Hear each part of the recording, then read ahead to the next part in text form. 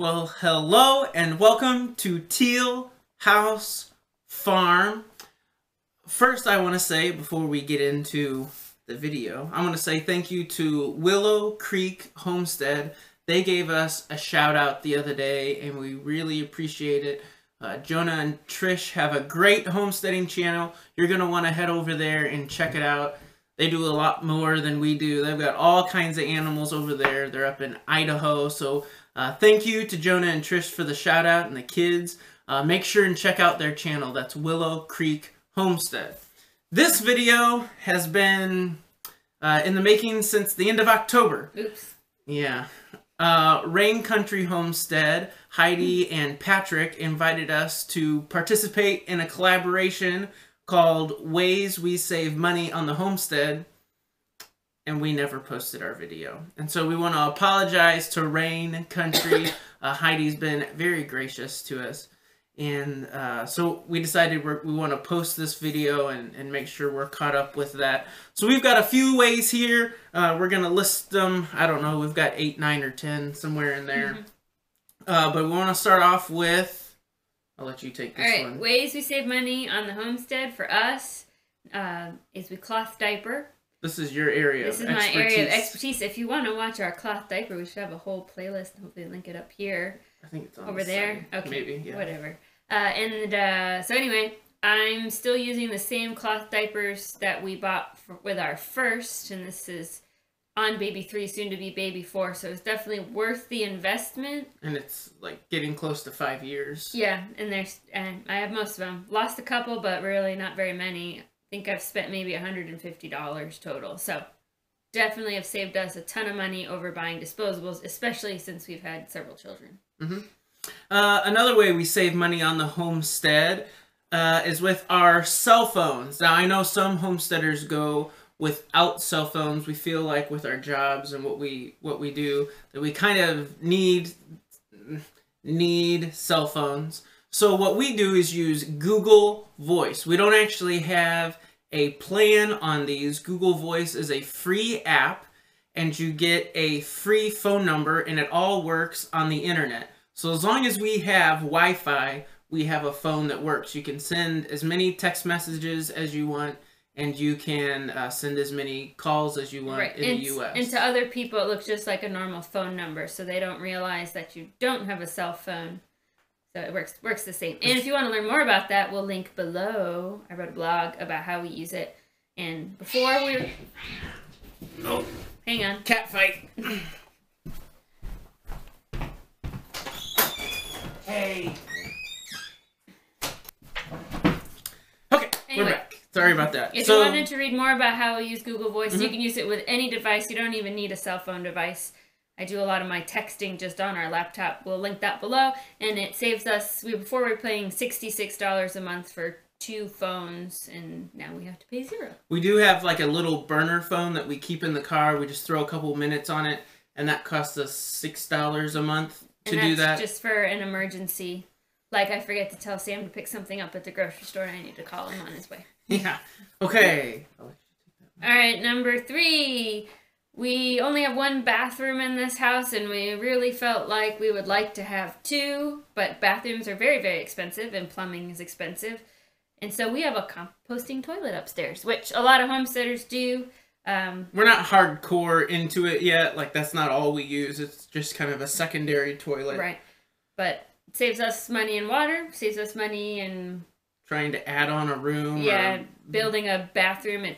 You could watch the video on how we made it. It's just a bucket in a box.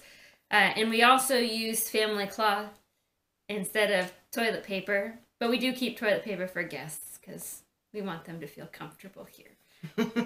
We also, number 4, use scrap lumber or scrap anything for our projects. Most of the things I've built around here have been from scrap that we got. We had a shed that was tore down. Some friends tore down a shed. and we were able to get all the lumber from that. We got some free roofing material too. We've got we've had people donate free roofing. So if there's ever a project that's being torn down and they're just going to throw the material away, see if you can go and take it, because you will find a use for it on your homestead.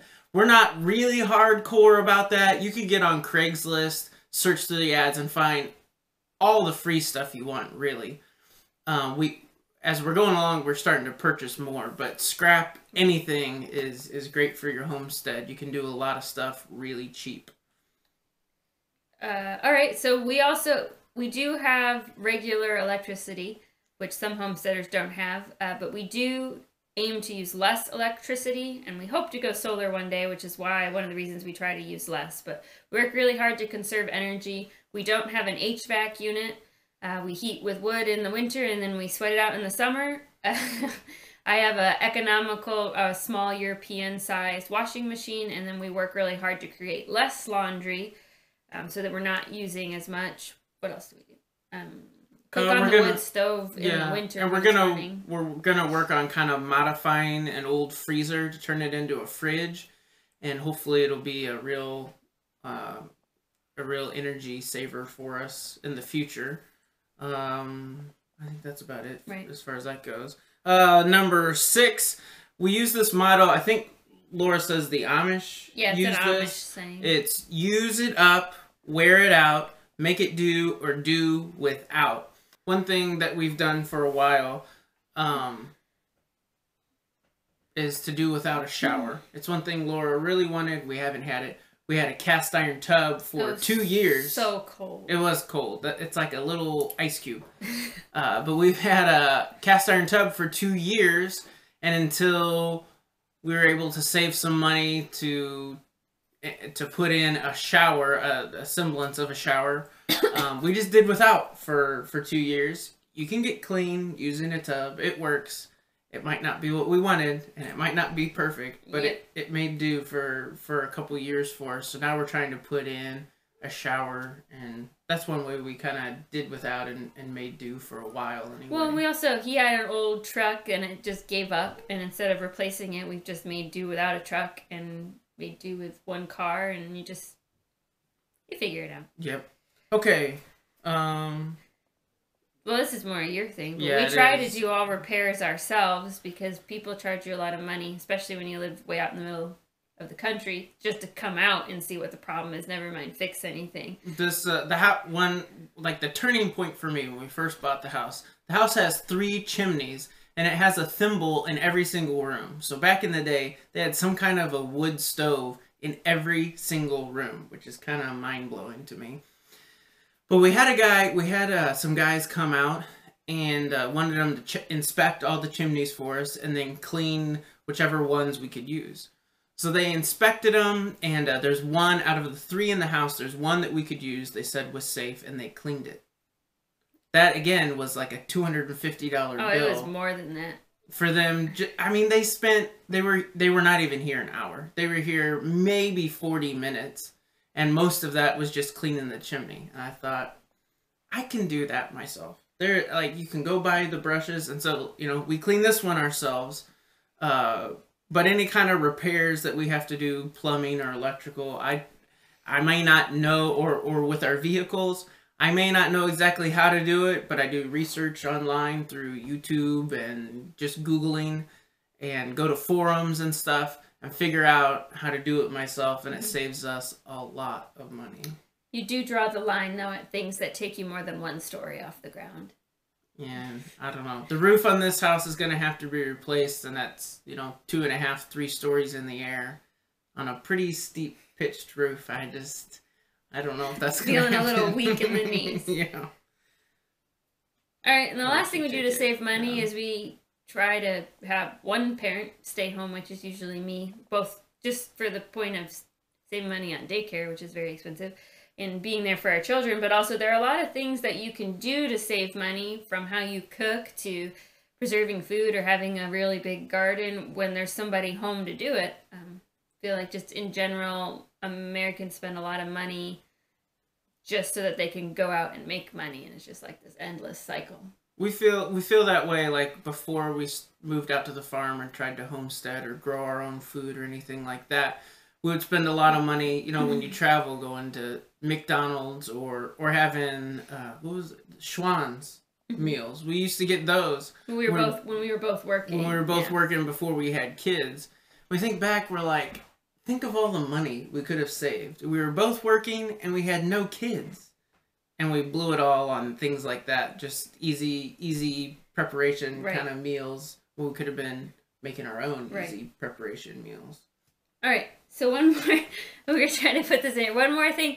We use a healthcare expenses sharing ministry called Samaritan Ministries instead of having traditional health insurance. So the government requires you to have some sort of health coverage, and Samaritan qualifies.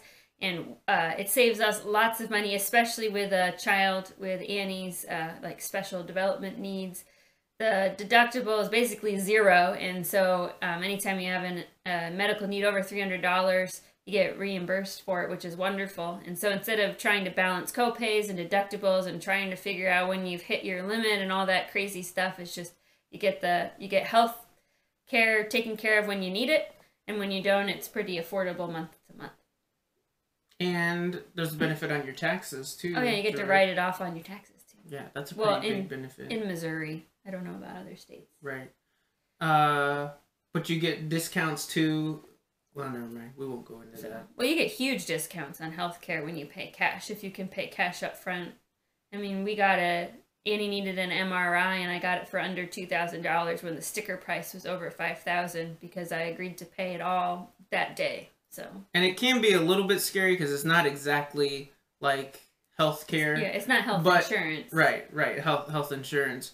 But with Micah, our firstborn, she was in the NICU for a little while, and that was a huge bill, right? And we were still able to cover it. Yeah. They paid for everything, no deductible. It was a huge blessing. But it does save a lot of money.